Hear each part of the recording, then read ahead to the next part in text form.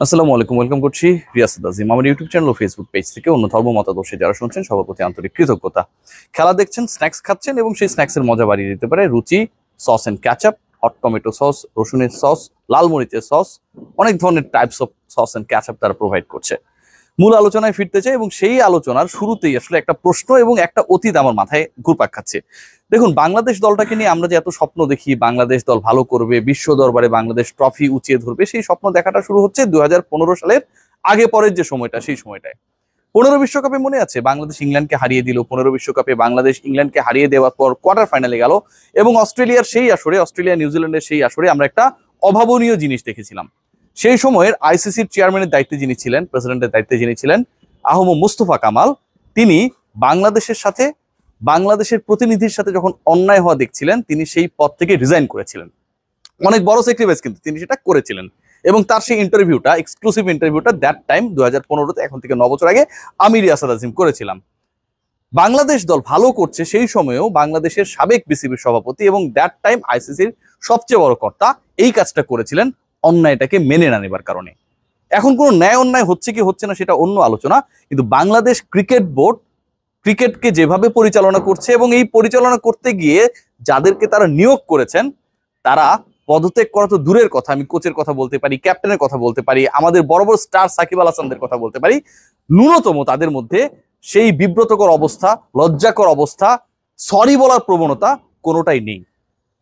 চন্ডিকা হাথুরু সিংহে অনেক ক্ষেত্রে মনে হতে পারে যে তিনি বোর্ড প্রেসিডেন্ট নাজমুল হাসান পাপনের থেকেও বেশি ক্ষমতাশালী। চন্ডিকা হাথুরু সিংহে অনেক ক্ষেত্রে মনে হতে পারে যে তাকে ক্রিকেট বোর্ড নিয়োগ দিয়েছে নাকি ক্রিকেট বোর্ডকে তিনি চালান। এই কনফিউশন গুলো আমাদের মধ্যে হতেই পারে।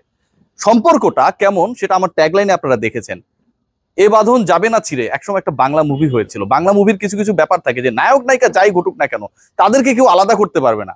বুকের মধ্যে, এই যে আমার এখানে রুচি লেখা আছে, ধরেন এখানে 4-5টা গুলিও যদি চলে আসে, নায়কের বুকের কথা বলছি, নায়িকারা কম গুলি খান, তারপরেও তিনি কোনো না কোনো ভাবে লাইফ সাপোর্ট টাইপোর্টে গিয়ে প্যাপু করে অ্যাম্বুলেন্স তাকে হচ্ছে কোনো একটা হসপিটালে নিয়ে যাবে, এরপরে ব্লাড লাগবে, নায়িকার আব্বা এসে ব্লাড দিয়ে দেবে, তিনি সুস্থ হয়ে যাবেন, নায়ক নায়িকা অবশেষে সুখে শান্তিতে বসবাস করতে পারবে। এই যে এত ধামাকা হলো, এত ক্লাইম্যাক্স হলো, এত কাহিনী করা হলো, কিডন্যাপিং গাড়িগুলোতে করে নায়ক নায়িকাকে নিয়ে যাওয়া হলো, তারপরেও কিন্তু তাদের বাঁধন ছিঁড়ে যায় না।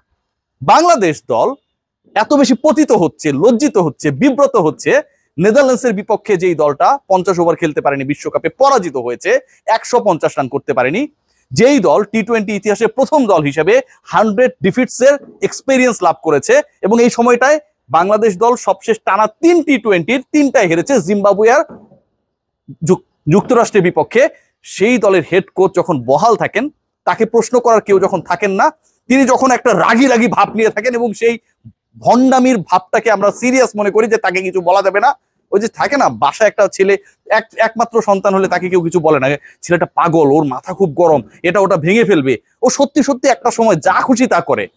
চন্ডিকা হাথুরু সিং এর সেই যেন নবাব বাড়ির আদুরে ছেলে, তার মন যা চায় তাই করব, কিন্তু নবাব তাকে কিছু করতে পারবো না, বলতেও পারবে না, কারণ সন্তান তো একটা, ওর যদি কিছু হয়ে যায় আমাদের কি হবে? চন্ডিকা হাথুরু সিং এর যদি বাংলাদেশে কোচ না থাকে আমাদের কি হবে? আমরা এখন নেদারল্যান্ডসের বিপক্ষে হেরেছি, ইউএস এর কাছে হেরেছি, এরপরে হয়তো আমরা উগান্ডার কাছে হেরে যাব। উগান্ডার কাছে পরাজয় রুখার জন্য we need Chandika Hathuru Singh like that. আমরা একটা মুভি দেখেছিলাম টাইটানিক, তাই না? জ্যাক এন্ড রোজের হচ্ছে দারুণ কাহিনী। আজকে একটু মুভি নিয়ে আলোচনা করি এবং হাথুরু সিং কে আমাকে অনেকটা মনে হচ্ছে এই মুভির ক্যারেক্টারগুলোর মতো। সেই মুভিতে শেষ পর্যায়ে সবার হৃদয়ে রক্তক্ষরণ ঘটিয়ে নায়ক পানির নিচে ডুবে গেল। আপনারা তো কম বেশি দেখেছেন সেটা, 99 সালের মুভি সম্ভবত, আমি তখন ক্লাস 6 বা 7-এ পড়ি, এরকম কিছু একটা ঘটনা আমার মনে আছে এখনো। তো যখন ডুবে যাইতেছিল, নায়িকা তো ওই খড়কুটায় ভাসতেছে, এইভাবে ভাসতেছে, তাই না? শেষ পর্যন্ত নায়িকার ওই শক্তিটুকু ছিল না নায়ককে বাঁচানোর জন্য, নায়ক নিচে ডুবেই গেল। জ্যাক এই পৃথিবীর মায়া ত্যাগ করে চলে গেল, যদিও সেটা মুভি। টাইটানিকে এত প্রেম ছিল, তারপরও নায়িকা নায়ককে বাঁচাতে পারেনি। ক্রিকেট বোর্ডের সাথে চন্ডিকা হাথুরু সিং এর প্রেমটা টাইটানিককেও হার মানায় ভাই। এত এত পরাজয়, এত এত লজ্জা, এত এত বিব্রতকর ঘটনার পরেও বাংলাদেশ দল ইউএস এর বিপক্ষে, বাংলাদেশের ক্রিকেট ইতিহাসের সবচেয়ে লজ্জাকর অধ্যায়গুলোর একটা, এভাবে ডিফিটেড হয়েছে এবং তারপরেও কোচ এখনো বহাল রয়েছেন। বাংলাদেশ ক্রিকেট বোর্ড সেই গাটস শো করতে পারে না বা বলে না যে আমার এই কোচের দরকার নেই। ইউএস এর বিপক্ষে হেরেছেন ভাই, এরপর আপনি যাকেই কোচ বানান, অথবা কোচও যদি না থাকে, সাকিব আর মাহমুদুল্লাহ শান্তরাই যদি দলটা পরিচালনা করে, এর থেকে খারাপ রেজাল্ট আর হওয়ার কোনো সুযোগ নেই। সেই সম্পর্ক, সেই বাঁধনের জায়গাটা জ্যাক রোজের কিংবা জেমস ক্যামেরুনের টাইটানিকের থেকে অনেক বেশি। আপনি একবার খেয়াল করে দেখুন, আমি একটু আগে একটা প্রশ্ন তুলেছিলাম যে বাংলাদেশ ক্রিকেট বোর্ড কোচকে চালায় নাকি কোচ বাংলাদেশ ক্রিকেট বোর্ডকে চালায়। কয়েকটা এক্সাম্পল দিচ্ছি, একদম ক্লিয়ার হয়ে যাবে। একবার দেখার চেষ্টা করুন যে বাংলাদেশের ক্যাপ্টেন কে হবে কিংবা ক্যাপ্টেন্সি থেকে কাকে সরাইতে হবে কুটনামি করে ডিসাইড করেন হেড কোচ চান্ডিকা হাথুরু সিং, এবং তিনি হচ্ছে সকল ধরনের কেরামতির ঊর্ধ্বে, তাকে কেউ কিছু বলার নেই। তার এত তদন্ত কমিটি হয়, তার কোনো ভুলভাল কেউ খুঁজে পায় না। তামিম ইকবালকে সরানোর ক্ষেত্রে তিনি একটা দারুণ নাটক মঞ্চস্থ করলেন, স্লো পয়জন থাকে না, স্লো পয়জন মেরে তামিমকে একদম উদ্বুদ্ধ করলেন যে যা তুই প্রেস কনফারেন্স কর, কান্নাকাটি করে তুই অবসরে চলে যা, এরপর তো আমি আমার মতো করে খেলবো। সাকিব আল হাসান ক্যাপ্টেন হলো বিশ্বকাপ ব্যর্থতার পর, সাকিবের কারণেই হচ্ছে বাংলাদেশের ব্যাটিং অর্ডারের উলটপালট, এই সমস্ত তত্ত্ব দিয়ে তিনি বাংলাদেশ ক্রিকেট বোর্ডের তদন্ত কমিটির কাছে রিপোর্ট পর্যন্ত দিয়েছেন। সত্য কথা। নাজমুল শান্তকে ক্যাপ্টেন বানাতে হবে, সেই পরামর্শটা তিনি নিউজিল্যান্ডে বাংলাদেশ খেলছিল সেখান থেকেই দিয়ে দিলেন। বাংলাদেশ ক্রিকেট বোর্ড সেই কাজটাই করেছে যেটা চান্ডিকা হাথুরু সিং চেয়েছেন। আফিফ হোসেন ধ্রুবকে রাখবে না শুরুর দিকে, ভাই চেহারা খারাপ, আমি কারো চেহারা দেখে নেই না, এরকম তত্ত্ব তিনি দিয়ে দেন। গাছটা একবার দেখেন। মোহাম্মদ সাইফুদ্দিন সবশেষ যে সিরিজটা হয়েছে সেখানটা হাইয়েস্ট উইকেট টেকার, ভাই সর্বোচ্চ উইকেট নিয়েছেন।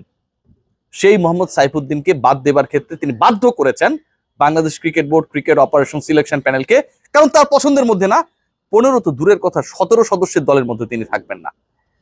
একবার ভেবে দেখুন যে একজন কোচ তার পাওয়ারটা কত বেশি, সেটা খালেদ মাহমুদ সুজনের মতো বাংলাদেশ ক্রিকেট বোর্ডের একজন ডিরেক্টর, তিনি টিম লিডার হয়ে গিয়েছিলেন ইন্ডিয়ায়, কিন্তু তার কোনো ধরনের পাওয়ার ছিল না।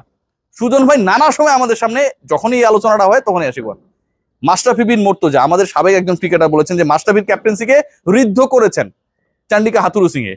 তিনি হয়তো ভুলে গেছেন 17 সালে মাশরাফিকে কিভাবে কিক আউট করে ন্যাশনাল টিম থেকে বাদ দিয়ে দেওয়া হয়েছিল। মাশরাফিকে ঋদ্ধ হওয়ার জন্য চান্ডিকা হাথুরু সিং এর দরকার ভাই। আমার খুব বিনীত প্রশ্ন আপনার কাছে, আপনি যদি এই কথাটা বইলা থাকেন, আমি বিভিন্ন জায়গায় দেখেছি, আপনার কাছ থেকে এক্সপেক্ট করি না ভাই, আপনাকে ভালো জানি, আপনি তেল বাস না অন্তত সেটা জানি, এই ধরনের কথাবার্তা বললেন না, ডিবেটেবল সিচুয়েশন তৈরি করেন না। সেই কোচকে বাংলাদেশ ক্রিকেট বোর্ড বহাল রাখে, যেই কোচের আন্ডারে আমার রেজাল্ট হচ্ছে অশ্বডিম্ব, একটা বিশাল জিরো।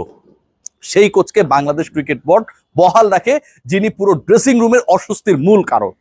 সেই কোচকে বাংলাদেশ ক্রিকেট বোর্ড বহাল রাখে, যেই দলটা একটা সময় ওডিআই সুপার লিগের টপ 3-র মধ্যে ছিল, যারা বিশ্বকাপে গিয়ে শেষের দিক থেকে দ্বিতীয় বা তৃতীয় হয়, যারা নেদারল্যান্ডসের বিপক্ষে পরাজিত হয়, আউট অফ 9 ম্যাচেস তারা হচ্ছে 5টায় 150 রান করতে পারে না, 50 ওভার্স খেলতে পারে না।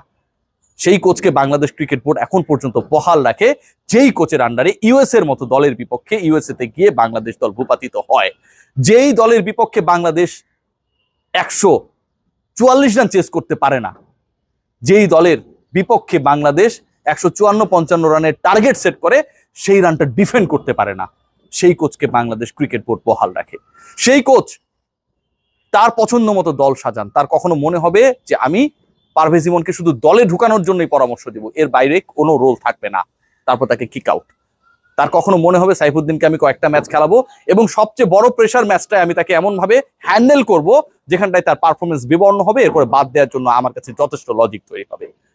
সেই কোচ বাংলাদেশের যে মধুর সম্পর্ক ছিল ড্রেসিং রুমে, যেই দলটা ওডিআই সুপার লিগের 3rd পজিশনে ছিল, টপ 3-র মধ্যে ছিল, সেই দলের তো তার মানে আমরা বলতেই পারি যে অবস্থানটা খুব ভালো ছিল, তাই তো? এটা নিয়ে তো আসলে কোনো ধরনের ডাউট নাই।